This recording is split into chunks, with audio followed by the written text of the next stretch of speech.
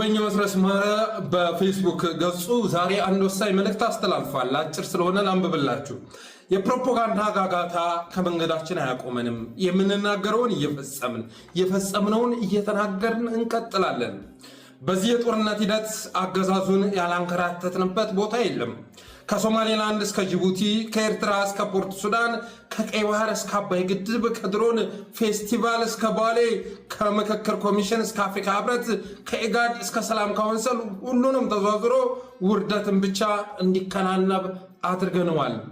ሐቀኛ ዓላማ የያዘው የፋኖ ተጋድሎ ያሸንፋል ይላል አስረስ ማረ። በየዕለቱ ግፍ እየተፈጸመበት ያለው የአማራ ህዝብ የነጻነት ችቦውን ያበራል። የጨፈጨፉን መንገድ ዘግተው ያደህዩን በመጥፋታችን ላይ የተሳተፉና የተዘባበቱ ሁሉ ለፍትህ ይቀርባሉ። የሂትለርን ሰዎች የዳኘው የኑረንበርግ ችሎት እንዲቋቋም ዓለም ባይተባበረን እንኳን ለፍትህና ለርትዕ ቀናይ የሆነው ህዝባችን በድሉ ማግስት ግፈኞችን በፍትህ ይፋረዳቸዋል። ወደ መጨረሻው መንገድ የሚወስደን መንገድ መራር መስዋዕትነትና ጽናት የሚጠይቅ ቢሆንም ይሳካል። አልመጣም ሲሉት መጣውን ገና ንፋስ ያዘለው መስሎ ደመና እንዲል ዳኘው አለ። ያገዛዙ ቅልብ ካድሬ ድንፋታው ልክ ባጣበት በዚህ ዕለት አስደናቂዋ 74ኛ ክፍለ ጦር በከፈተችው ድንገተኛ ማጥቃት ደብረ ወልቅ የከተመውን አገዛዙን ሰራዊት ሙሉ በሙሉ መደምሰስ ችላለች ይላል አስረስ ማረ።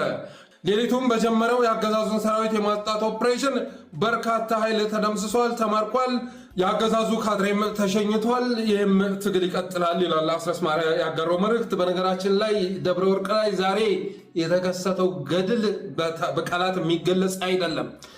እስካሁን ድረስ በአማራ ትግል ውስጥ ከተመዘገቡ ድሎች መካከል አንዱ ተብሎ ሊጠቀስ የሚችል ጀብዱ ዛሬ ደብረ ወርቅ ላይ መመዝገቡን የደረሰ መረጃ ያመለክታል። እስካሁን ድረስ በቁጥር ተዘርዝሮ ባይወጣም በተለይ ደግሞ አድማ በታኝና ሚኒሻ እንደ ጉድ የረገፈበት ሆኗል። ትናንትና ፍኖተ ሰላም ላይ ፖለቲካ ሲሰራ ፕሮፓጋንዳ ሲነዛ የነበረው አገዛዝ ዛሬ ደብረ ወርቅ ላይ ትናንቱ መድረክ የሚያከሽፍ ኃይለኛ የሆነ ዘመቻ አጋጥሞታል እና ከነ አይምባ ከዳሞቱ ጋር ሊወዳደር የሚችል ምናልባትም ከባድ መሳሪያ የተማረከበት ባይሆንም የሰው ኃይል ላይ ጉዳት በማድረስ ረገድ ግን ወሎ ላይ ከተመዘገበው፣ ጎንደር ላይ፣ ጎጃም ላይ፣ ሸዋ ላይ ከተመዘገቡት ትልልቅ ድሎች መካከል ሊመዘገብ የሚችል ድል ተመዝግቧል ዛሬ ደብረ ወርቅ ላይ። በተረፈ ግን አስረስ ማረ የሚጽፈውን ነገር ሳነብ፣ አስረስ ማረ የሚናገረውን ነገር ሳዳምጥ ውስጤን የሚሰማኝን ስሜት ልነግራችሁ አልችልም።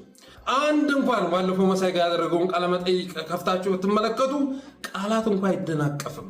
ቃላት አለመደናቀፉ አይደለም የሚገርመው፣ የሐሳብ ፍሰቱ ይገርማችኋል። በዛ ፍጥነት እየተናገረ ደግሞ የሐሳቡ ጥልቀት ከመጠን በላይ ያስገርማል። ባለፈው አንድ ሰው ጽፎ ነበረ ዋነኞቻችንን እናክበር የሚል እና አስረስ ማረ የአማራ ህዝብ አሉኝ ከሚላቸው ዋነኞች መካከል አንዱ ነው። የአማራ ህዝብ በዚያ አጣብቂ ሰዓት ላይ የአማራ ህዝብ ይታደጉ ዘንድ ከተላኩ ልሂቃን መካከል አንዱ ነው። ወደ ሚዲያ በመጣ ቅጽበት አንዲት መስመር ጽሑፍ ጽፎ ያገዛዙን የሀገር ፕሮፓጋንዳ ድባቅ የሚመታ ሚዲያ ላይ መጥቶ ሲናገር ሁሉም ሰው ከፍቶ በጉጉት የሚያዳምጠው ሲናገር ደግሞ ባዶ ፕሮፓጋንዳም አይደለም። እዛ ውስጥ ላይ በጣም ብዙ አይነት ዕውቀትና እይታ ነው የምታዩት እና ዛሬ የሚያስተላለፈው መልእክት በጣም ወሳኝ መልእክት ነው። የሂትለርን ሰዎች የዳኘው የኑረንበርግ ችሎት እንዲቋቋም ዓለም ባይተባበረን እንኳን ለፍትህና ለርትዕ ቀናይ የሆነው ህዝባችን በድሉ ማግስት ግፈኞችን በፍትህ ይፋረዳቸዋል በማለት ወሳኝ መልእክት አስተላልፏል።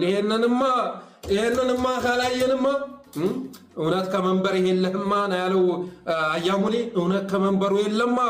የአማራ ህዝብ እንደዚህ መጫወቻ ሆኖ በየቦታው በሃይማኖቱ በማንነቱ ፍዳውን እየበላ ፍትህ ሳያይቀቀረማ እውነት ከመንበሩ የለማ።